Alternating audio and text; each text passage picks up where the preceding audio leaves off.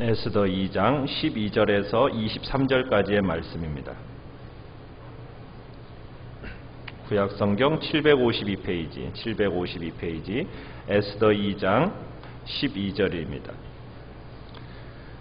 처녀마다 차례대로 아하수에로 왕에게 나아가기 전에 여자에 대하여 정한 규례대로 12달 동안을 행하되 6달은 몰약 기름을 쓰고 6달은 향품과 여자에게 쓰는 다른 물품을 써서 몸을 정결하게 하는 기한을 마치며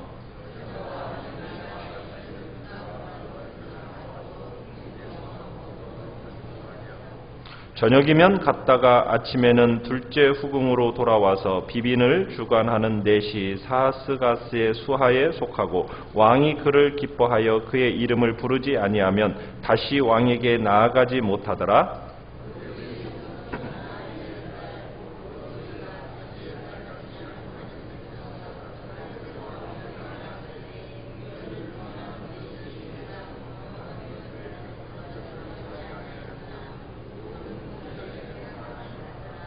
아하수에로 왕의 제7년 10월 곧 데벳월에 에스더가 왕궁에 인도되어 들어가서 왕 앞에 나아가니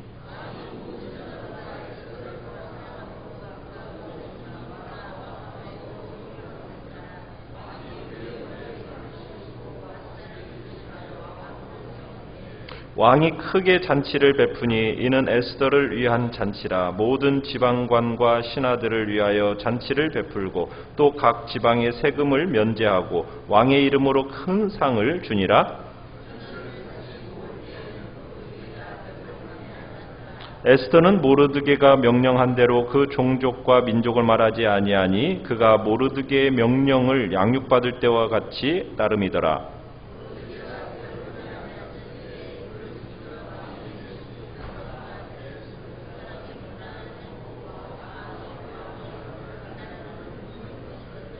모르드게가 알고 왕후 에스더에게 알리니 에스더가 모르드게의 이름으로 왕에게 아뢰니라. 조사하여 실증을 얻었으므로 두 사람을 나무에 달고 그 일을 왕 앞에서 궁중일기에 기록하니라. 아멘. 오늘 말씀의 제목은 우연입니까? 라는 제목으로 말씀을 나눕니다. 에스더는 이방 땅에 끌려와 살았던 포로의 딸입니다. 어떤 사고였는지는 모르지만 그녀의 아버지와 어머니는 일찍 세상을 떠났죠. 돌보아줄 부모가 없었습니다. 이방 나라에 포로로 끌려와서 지켜줄 나라도 없었고요. 자기 자신을 돌볼 아무런 힘이 없었던 여인이 바로 에스더입니다. 권력도 없고 백도 없고. 그런데 이제 포로들이 자기 고국으로 돌아간다고 합니다. 가서 고국을 건설하겠다라는 또 일념을 가지고 일어서서 사람들이 돌아갑니다. 그러나 에스더는 가는 길도 모르고 또 어떻게 가야 되는지도 모릅니다. 어쩔 수 없이 그 땅에 머물러 살게 되고 사촌오빠 모르드게 밑에서 그렇게 자라던 소녀가 바로 에스더이죠. 하나님이 지키고 돌보지 않으셨다면 참 목숨 하나 부지하기도 살 수도조차 없었던 가련한 소녀가 바로 에스더였던 겁니다. 그런 에스더를 왕궁으로 이끌어가는 보이지 않는 커다란 손길이 있었다는 것이 우리가 어제 봤던 내용이었죠. 에스더를 이끌어 왕궁으로 이끌었던 그 강한 손의 주인이 누구입니까? 바로 에스더의 드라마의 작가요, 연출가요, 바로 주인공이신 하나님이신 거죠. 하나님의 은혜를 입어서 일어날 수 있었던 사건, 그게 바로 우리가 지금 보고 있는 에스더 사건이라는 겁니다. 그러기에 우리가 이 땅을 살아가면서 붙들 끈이 무엇인가? 그건 다름 아닌 하나님의 은혜요, 은총이요, 사랑이라는 것을 우리가 다시 한번 확인하게 되는 겁니다. 우리가 더욱더 붙들고 기도해야 할 그 손길, 또 제목은 바로 하나님의 은총과 은혜라는 것이죠. 정말 가련한 소녀를 바사의 궁으로 들여보내신 그 하나님의 손길을 우리가 붙들고 나아가고 그 손길이 나를 또한 붙들어 달라고 우리는 기도하며 나아가는 겁니다. 자, 에스더를 이끌고 역사를 운행하시는 그 하나님, 주관하시는 하나님, 그 하나님 안에서 우연이라는 것이 과연 있겠습니까? 우연이라는 건 없습니다. 이 땅에 일어나는 모든 일들은 하나님의 계획 안에서 이루어지고 그 계획 안에서 역사가 흘러간다라는 사실입니다. 우리는 이 믿음 때문에 기도할 수가 있는 겁니다. 우리의 기도의 근거는 바로 이 역사의 주관자이신 하나님이라는 그 사실에 있다라는 것입니다. 모든 것이 하나님의 계획이요, 모든 것들이 그 역사의 스케줄대로 하나님의 그 운행의 시간표대로 흘러가고 있다라는 것이 그 믿음 안에서 우리가 이 시간 주님 앞에 나와 기도하는 것이죠. 만약 우리가 그런 하나님이 있다라는 것을 믿지 못한다면, 하나님의 섭리를 우리가 제대로 신뢰하지 못한다면 우리의 마음은 끊임없는 불평 속에 살아가게 될 것입니다. 왜 나만 이러냐고, 왜 나만 이렇게 차별하시느냐고, 온갖 문제에 짓눌려서 참으로 우리가 그것을 향하여서 불평하고 원망하고 투덜거리는 불평꾼으로 우리가 전락하고 말 것입니다. 우리의 인생의 모든 문제를 우리가 어떻게 해석하고 어떻게 이기느냐의 그 관점은 바로 하나님이 우리의 인생의 주인공이시요, 그분이 내 삶을 이끌어가고 계시는 주관자이시다라는 그 하나님의 섭리의 손길에 대한 믿음이 있느냐 없느냐의 차이가 그런 해석의 관점들을 만들어내는 것입니다. 우리가 아파하는 자리, 우리가 울고 있는 자리, 그 자리에 하나님이 함께 하십니다. 우리의 모든 고된 여정 가운데 하나님의 손길은 결코 우리를 떠난 적이 없습니다. 우리는 그 사실을 믿고 가는 사람들입니다. 하나님은 한 번도 우리를 떠나신 적이 없습니다. 우리의 머리털까지 세심받으신 분이 하나님이시라는 겁니다. 우리는 머리털 하나 떨어지는 거 관심도 없지 않습니까? 그러나 하나님은 우리에게 삶에 있어서 내가 기억하지도 못하는 일, 정말 내가 관심도 없는 일까지도 다 살피시고 계신다라는 것이 바로 머리털까지도 세고 계신다라는 하나님의 말씀인 겁니다. 아무 작은 일이라도 참으로 하나님께서 깊은 관심으로 우리를 돌보시고 계신다라는 것을 주님은 우리에게 말씀하고 싶어 하시는 거죠. 자, 오늘 본문에 보면 에스더는 지금 하나님의 손에 이끌려서 왕비들을 뽑기 위한 궁녀 학교에 들어갔습니다. 자, 궁녀를 돌보고 있는 그 학교장의 이름이 나오죠. 그 사람의 이름이 무엇입니까? 헤게라는 사람입니다. 그런데 이 헤게가 참 이 에스더를 아주 아끼고 특별히 돌봐줍니다. 여러분, 헤게와 에스더가 언제 만난 적이 있었을까요? 누군지도 모르고 만난 적도 없습니다. 그런다고 해서 헤게에게 누가 청탁이라도 했겠습니까? 청탁한 사람도 없습니다. 그런데 이 헤게가 에스더를 딱 보자마자 아끼는 마음이 들었고, 그를 보자마자 이제 그에게 정말 사랑하는 마음으로 돌본다라는 거예요. 헤게에게 에스더에 대한 어떤 면이 있었기 때문에 정말 그 헤게의 마음을 에스더가 사로잡았을까요? 그것을 헤게에게 물어본다면 헤게는 뭐라고 답변을 했을까요? 정말 에스더는 순수합니다. 소박합니다. 정말 성품이 아름답습니다. 여러분, 그 정도의 미모와 그 정도의 성품이라는 것은 다른 사람이라고 없었겠습니까? 있었겠죠. 얼마든지 있었을 겁니다. 그런데 그것 때문이 아니에요.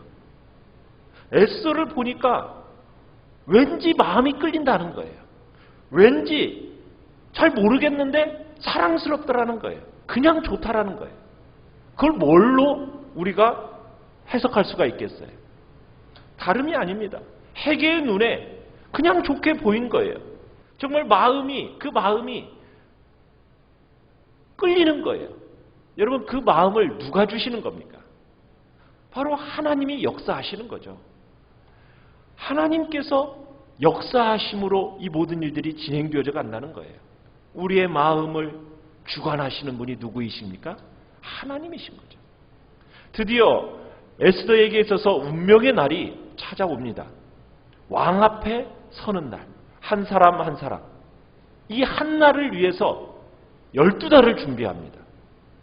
12달 동안을 준비해서 이 한 날 왕 앞에 서는 거예요. 그런데 다른 사람들은 많은 것들을 자기가 원하는 대로 욕심내면서 이것저것 준비들을 많이 합니다. 자, 그런데 에스더는 어땠다고 얘기하고 있습니까?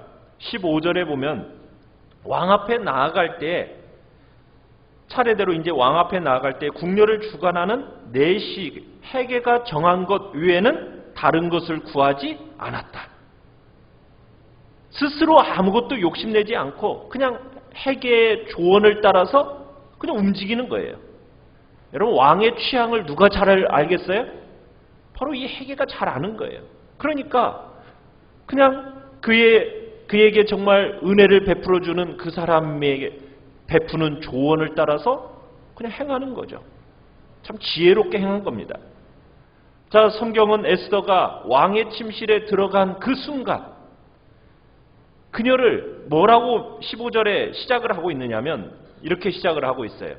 모르드게의 삼촌 아비하일의 딸 곧 모르드게가 자기의 딸같이 양육하는 에스더 하면서 에스더에 대해서 묘사를 하고 있는데, 미천한 유대인 아비하일의 딸이자 모르드게의 딸처럼 양육받은 처녀 하면서 에스더를 묘사하고 있습니다.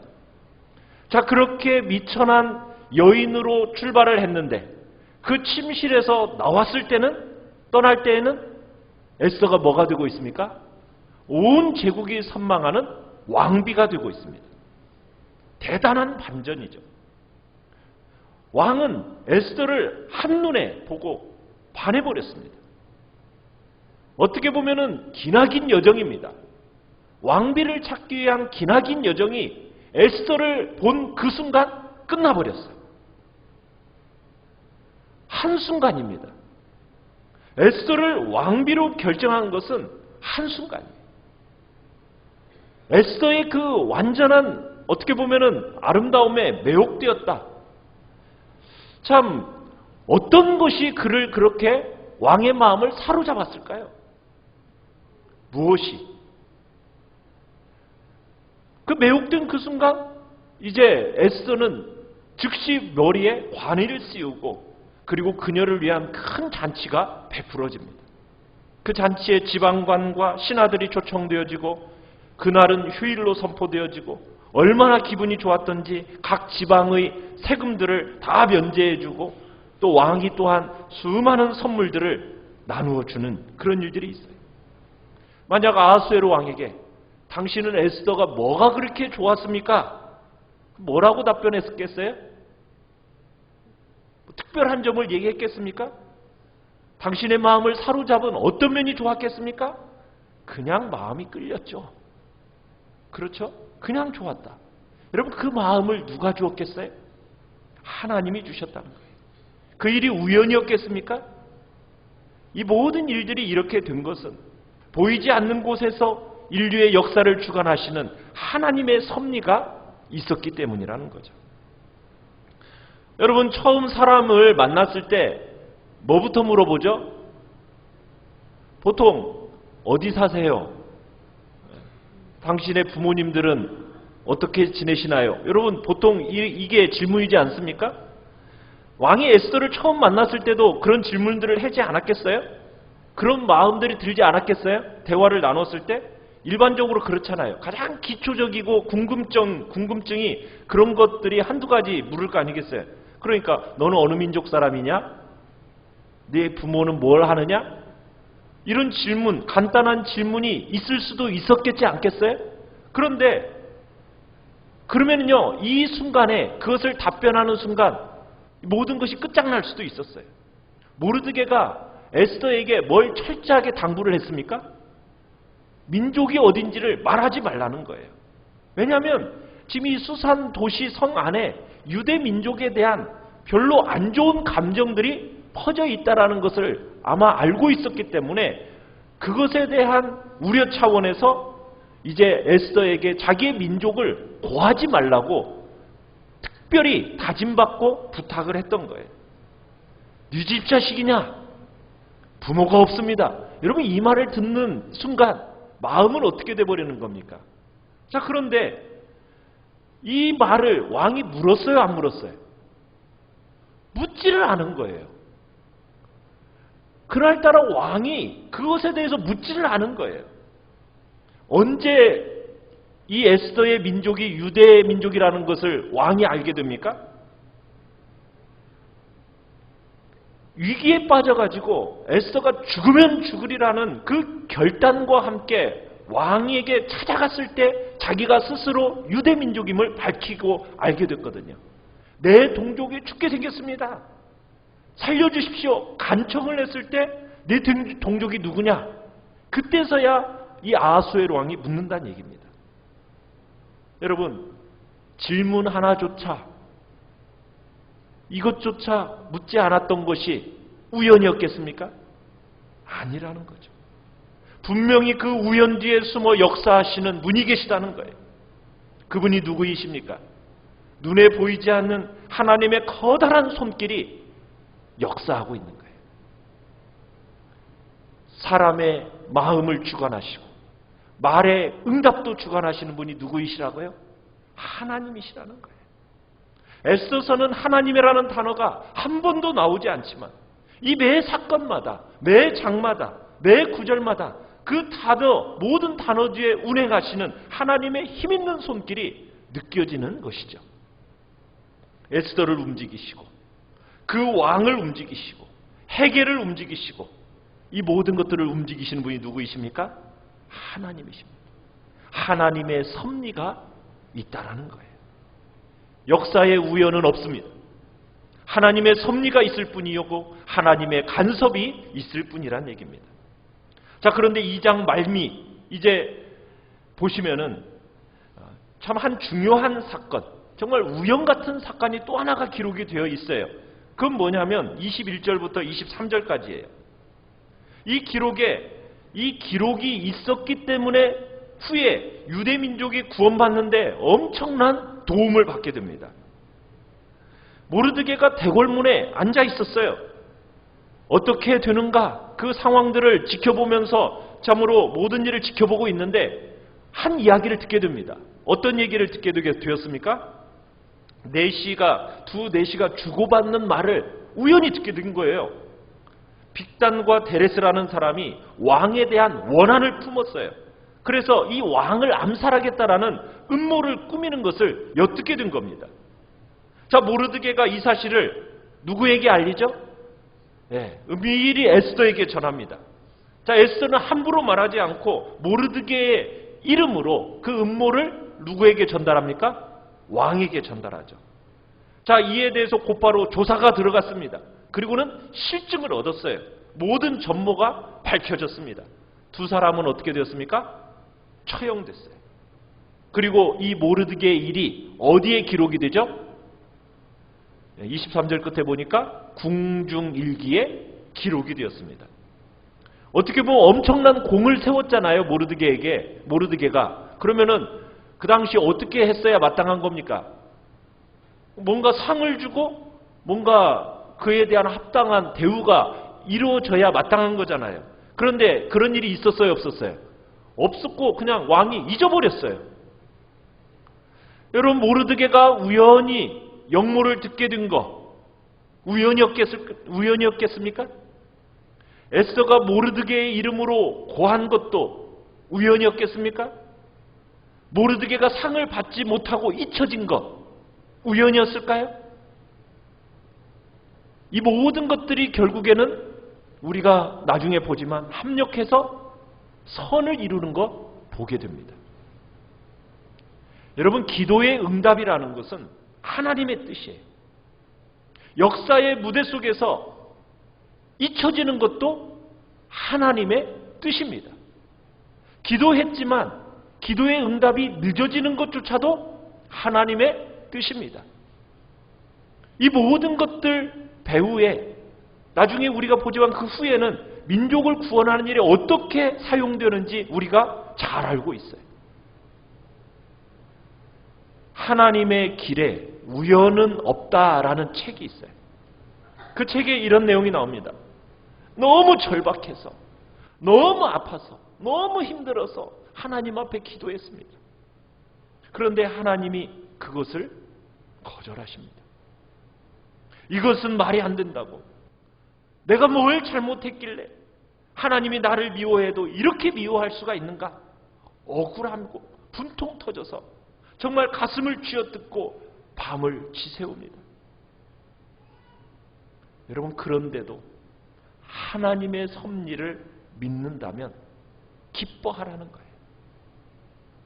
기도가 거절된 것이 이해가 안 되고 용납이 안 되어도 반드시 하나님의 뜻이 나타나게 될 것이기 때문에 기뻐하라는 거예요. 하나님의 은혜는 세상의 도움이 없이도 이루어지기 때문에 기뻐하라는 거예요. 그 은혜는 누구의 도움 없이도 이루어지기 때문에, 역사가 나타나기 때문에 기뻐하라는 거예요. 하나님은 심지어 악을 이용해서조차도 그분의 은혜가 작동케 하신다는 거예요. 우리의 약점과 우리의 실수를 통해서도 자신의 은혜는 작동된다라는 것을 믿으라는 겁니다. 사랑하는 성도 여러분, 왜 우리가 그것을 믿고 기뻐할 수 있습니까? 이 모든 역사의 주인은 누구이시기 때문에? 하나님이시기 때문에. 여러분, 우연이 있습니까? 없습니까? 우연은 없습니다. 우리에게 일어나는 일 속에 재수가 있어서, 재수가 없어서 그런 말이 가능한 거예요? 우리 믿는 자들에게 재수라는 것이 있나요? 모든 것은 하나님의 섭리와 손길 속에서 이루어지는 겁니다. 하나님의 섭리가 있을 뿐입니다. 온 우주를 만든 분, 그분이 역사의 주관자이신 하나님이시고, 하늘도 하나님의 것이라면 땅도 하나님의 것이요, 권세도 하나님의 것이요, 부도 하나님의 것이요, 우리의 인생의 모든 길이 하나님의 손안에서 진행되어져 가고 있다는 것, 그 길을 여시는 분이 오직 하나님이시라는 것을 믿고, 여러분들이 이 시간에도 주님의 때, 주님의 뜻 가운데 이 모든 일들이 이루어질 거라는 것을 믿으면서 우리가 주님 앞에 이 시간 감사함으로, 기뻐함으로 주님 앞에 찬양하며 주님의 그 섭리와 그 손길을 오늘도 붙들고 나아가겠다고 결단하는 이 귀한 시간이 되시길 바랍니다.